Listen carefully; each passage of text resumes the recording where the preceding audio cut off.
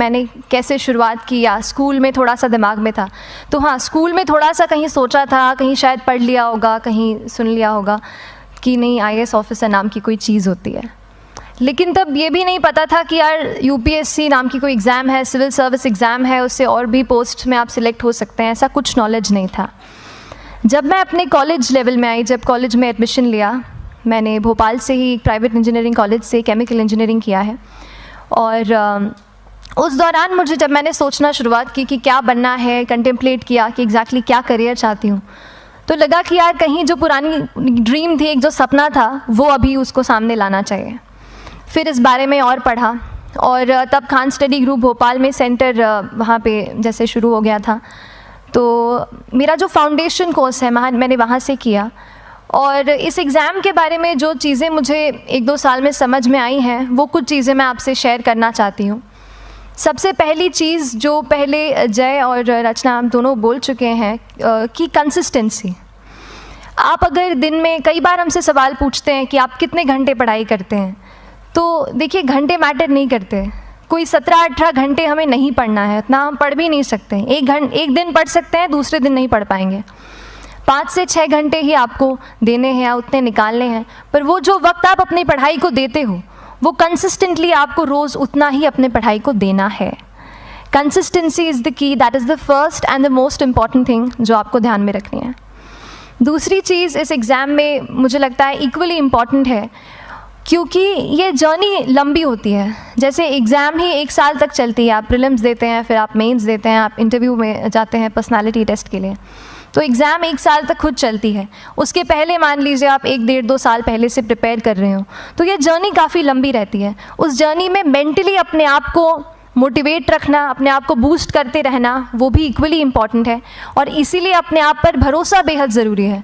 You need to have a faith in yourself कि अगर आपने इसमें कदम रखा है, अगर आपने सोचा है कि आप सिविल सर्विस एग्ज़ाम देना चाहते हैं और देंगे, तो आपको ये ठान के उसमें जाना है कि हाँ, मैं ये कर सकता या कर सकती हूँ। ये एक अपना मोटिवेशन, अपने साथ एक फेथ, बिलीफ अपने ऊपर आपको हमेशा रखना है। कमिंग टू प्रेपरेशन की कैसे तैयारी करनी है, बहुत सारी बातें आप सुन चुके हैं कि आंसर राइटिंग में कैसे करना होता है, आंसर राइटिंग का स्ट्रक्चर कैसा होना चाहिए। तो मैं शुरू में सबसे पहले ये कहूँगी कि मेरे प्रिपरेशन का बेस 2 चीज़ें रहीं। पहला था करंट अफेयर्स। करंट अफेयर्स इसलिए मैंने उसी से शुरुआत की क्योंकि करंट अफेयर्स सबसे इंटरेस्टिंग पार्ट होता है। कई बार आपको हिस्ट्री कभी बोरिंग लगेगी, कई बार आपको लगेगा ज्योग्राफी इतना, कभी हर किसी के अपने अपने फेवरेट्स होते हैं। तो मुझे वो 2 सब्जेक्ट्स लगती थी कि यार इतना मन नहीं करता है, लेकिन न्यूज़पेपर्स और करंट अफेयर्स में जो भी नया चल रहा है वो मुझे हमेशा इंटरेस्टिंग लगता था। इंटरनेशनल रिलेशंस में क्या हो रहा है, क्या सोशल रियलिटीज़ हैं, कहाँ क्या हुआ, उसका क्या इम्पैक्ट पड़ेगा एडमिनिस्ट्रेशन पे और हमारी कंट्री पे, तो उसको आप अपना एक बेस बना सकते हो। आप करंट अफेयर्स बेस्ड प्रिपरेशन कर सकते हैं, इसलिए भी क्योंकि अगर आप मेंस एग्ज़ाम देखेंगे तो काफ़ी डायनामिज्म आ गया है, केवल प्रीलिम्स में नहीं बल्कि जनरल स्टडीज़ पेपर 2, पेपर 3 में भी आप देखेंगे कई सारे ऐसे सवाल हैं जो करंट इवेंट्स से इंस्पायर्ड होते हैं, उन पे बेस्ड रहते हैं। तो जब आप न्यूज़पेपर बेस्ड, करंट बेस्ड पढ़ाई करते हैं तो वो आपका प्रिपरेशन वहाँ से भी कवर हो सकता है। दूसरी जो चीज़ मैंने जिस पे बहुत फोकस किया वो थी आंसर राइटिंग। तो आंसर राइटिंग का जैसे खान सर बता रहे थे कि आंसर राइटिंग की प्रैक्टिस बहुत की, तो उसके पीछे मेरा ये था कि जब मैं हमेशा प्रीलिम्स का कोई भी पेपर टेस्ट देती थी, हम मॉक टेस्ट देते हैं, तो मॉक टेस्ट देती थी तो हमेशा मेरे मार्क्स करीब 90 to 110, 120, इससे ऊपर मेरे कभी मार्क्स नहीं जाते थे। तो मुझे हमेशा ये डर था कि यार प्रीलिम्स में कहीं मेरा कुछ, क्योंकि कट ऑफ भी इसी कुछ रेंज में जाता है, तो हमेशा लगता था कि यार कुछ गड़बड़ यहाँ ना हो जाए। लेकिन जब मैंने आंसर राइटिंग की और मेंस एग्ज़ाम के बारे में जाना, तब मुझे लगा कि आंसर राइटिंग एक ऐसी चीज़ है, मेंस एक ऐसा फेज़ है सिविल सर्विस एग्ज़ाम का जहाँ पे आप अच्छे से तैयारी कर सकते हैं। And if you have written the answers, if you know कि you have covered the points well, if you have included उसमें कुछ आपने facts, international reports, government schemes, आपने कुछ ऐसे उसमें सॉल्व भी डाला है, तो जो रिज़ल्ट आएगा वो सेटिस्फैक्ट्री ही आएगा, अच्छा ही आएगा। तो मेंस एक ऐसा पार्ट है जिस पे आप काफ़ी बैंक ऑन कर सकते हो। मैं जब पर्सनालिटी टेस्ट भी मैंने दिया, तो इस बार भी आप नंबर्स देखेंगे तो आसपास की रैंक के हिसाब से मेरे नंबर्स उसमें कम हैं, लेकिन it is just the general studies and the answer writing part, जो मेंस के जो वो है मार्क्स हैं या मेंस का जो एक फैक्टर रहा, वो मेरे लिए सबसे ज़्यादा इंपॉर्टेंट डिसाइडिंग फैक्टर रहा है। तो अपना एक्सपीरियंस यही बताऊंगी कि आंसर राइटिंग पे आप विशेष फोकस कीजिए।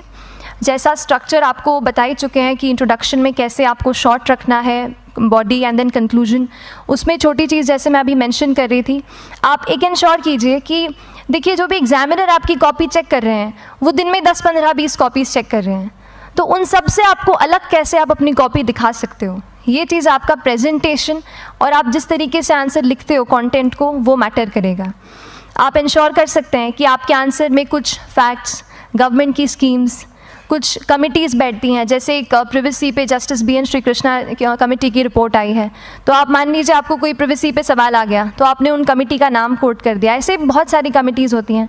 कुछ इंटरनेशनल रिपोर्ट्स आते हैं, वो आप उनको इनके बारे में लिख सकते हैं। इंडिया का मैप आप बना सकते हैं। मैंने सीख लिया था कि 10-15 सेकेंड्स में कैसे जल्दी से मैप बनाना है और उस पर कैसे पॉइंट कुछ करना है, कुछ लोकेट करना है। तो ये कुछ ऐसी चीज़ें हैं जो आपके आंसर्स को एनरिच करेंगी और प्रेजेंटेबल बनाएंगी। तो इस तरीके से आंसर्स पे जैसे हम क्लास करते हैं, लेकिन उसके साथ साथ आपको ये कोशिश करनी है कि 1 से 2 आंसर पर डे आपको ज़रूर लिखने ही लिखने हैं, apart from the test series that you are doing. Answer writing से 2-3 चीज़ें होती हैं, ना केवल हमारी एक लिखने का हमें समझ आता है हम क्या लिखते हैं कैसा है, पर हमारा कॉम्प्रिहेंशन भी इम्प्रूव होता है। हमें कितना समझ में आया वो भी हमें खुद समझ आता है जब हम आंसर्स लिखते हैं। और इसीलिए आंसर राइटिंग पे आप फोकस कीजिए, 1 से 2 आंसर्स ज़रूर लिखिए। और आंसर राइटिंग के बाद the third pillar of my preparation जो काफ़ी इंपॉर्टेंट जिसने रोल प्ले किया, that was tests and test series and mocks. देखिए हम पढ़ रहे हैं यहाँ पर, I will also come to the point कि हम कैसे दिल्ली, भोपाल और इंदौर में प्रिपेयर करके बिना दिल्ली जाए हम कैसे कर सकते हैं, I will come to that point. पर उसके पहले टेस्ट की थोड़ी बात कर लेती हूँ कि टेस्ट देना क्यों ज़रूरी है। हम ये जो एग्ज़ाम दे रहे हैं सिविल सर्विस की, ये एक ऑल इंडिया लेवल एग्ज़ाम है and this cut throat competition. तो उसके लिए आप केवल पढ़ते रहें, सारी बुक्स, मटेरियल्स, स्टैंडर्ड ये करंट का सब पढ़ लें, लेकिन अगर आप ये नहीं जज कर पाए कि आपका क्या लेवल है at an all India level, तो चीज़ें समझ में आप नहीं, मतलब आप आगे नहीं बढ़ पाएंगे या सही डायरेक्शन नहीं पकड़ पाएंगे। तो इसलिए आप टेस्ट से घबराइए मत। कई बार टेस्ट का इनर्शिया होता है, ऐसे लगता है कि जब तक पूरा सिलेबस कंप्लीट नहीं कर लूँ तब तक टेस्ट नहीं दूंगा, लेकिन सच में बात ये होती है कि जब तक हम GS के मतलब पेपर देने अंदर भी घुसते हैं ना, तब भी उस सेकंड पे लग रहा होता है कि कुछ छूट गया है हमारा।